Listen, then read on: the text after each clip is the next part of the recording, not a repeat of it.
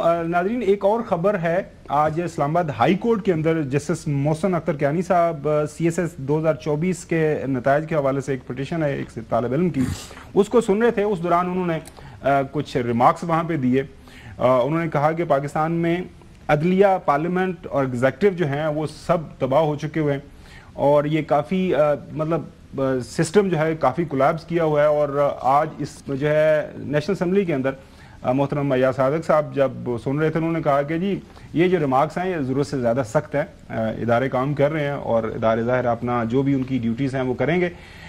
हुसैन चौधरी हमारे नुमाइंदे जो इस्लामाबाद हाई कोर्ट कवर करते हैं, उनसे जानते हैं ये एक केस क्या था और इसमें ये क्या वहाँ पे जो उनको रिमार्क्स उन्होंने दिए और असल में ये मामला है क्या। हुसैन, ये आज काफ़ी खबर चल रही है, वो मैं देख रहा था हेडलाइन मुख्तलिफ वेबसाइट के ऊपर लगी है, मुस्तकिल लड़ाई है, अदलिया, पार्लियामेंट, एग्जेक्टिव सब जो है उन्होंने कहा जिस वक्त कोलैप्स कर चुके हुए हैं। ये कौन सा केस था और ये किस हवाले से रिमार्क्स दिए उन्होंने? जी देखिए खबर साहब, ये फेडरल पब्लिक सर्विस कमीशन में CSS के 2024 के जो नतायज जारी करने थे अब वो अभी तक जारी नहीं किए गए, बल्कि 2025 के नए इम्तिहानात जो है वो कंडक्ट करने का मरला जो है वो आ गया था। उसको 3600 से जायद जो है वो ये स्टूडेंट मुतासिर हो रहे थे, उनमें से कुछ ने हाई कोर्ट में चैलेंज किया था। ये तकरीबन 10:30 बजे ये समात का आगाज हुआ है, तकरीबन 12 बजे तक ये समात जारी रही, 1.5 घंटा ये समात जारी रही। उससे पहले जो chairman lieutenant general retired Akhtar Nawaz Satti साहब जो कि चेयरमैन कमीशन है वो पेश हुए थे, तो उन्होंने अदालत को बताया था कि हम 2024 के नतायज जो है वो जारी जो है वो करेंगे, ताहम अप्रैल के आखिर में करेंगे, अभी हम 2025 के इम्तिहानात कंडक्ट करा रहे हैं।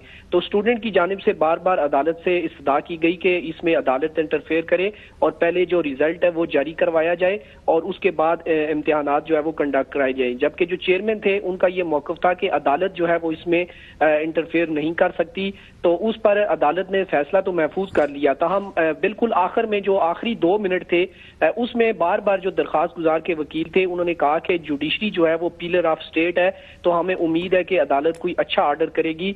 तो उस पर जस्टिस मोहसिन अख्तर कियानी ने कहा कि पिलर ऑफ स्टेट तो सब हवा में ही है, फिर भी मायूस जो है वो हम नहीं हैं।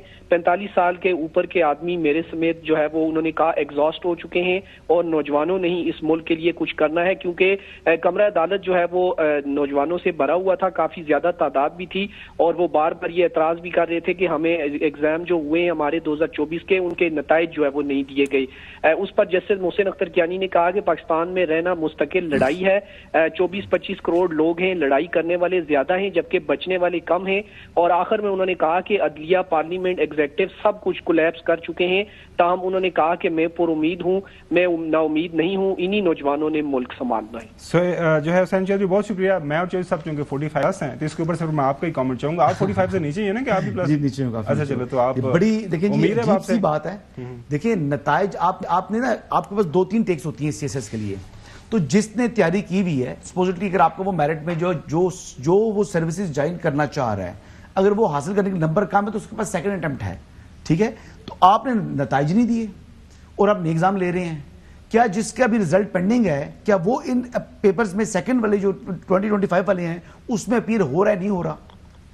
अगर वो होता है और गैर जरूरी होता है, पहले वाले में नंबर उसके आ जाते हैं, तो तब वो करना चाहिए उनको। तो ये तरीका दुरुस्त नहीं है, पहले रिजल्ट दें और फिर अगले एग्जाम लें। बिल्कुल सही है।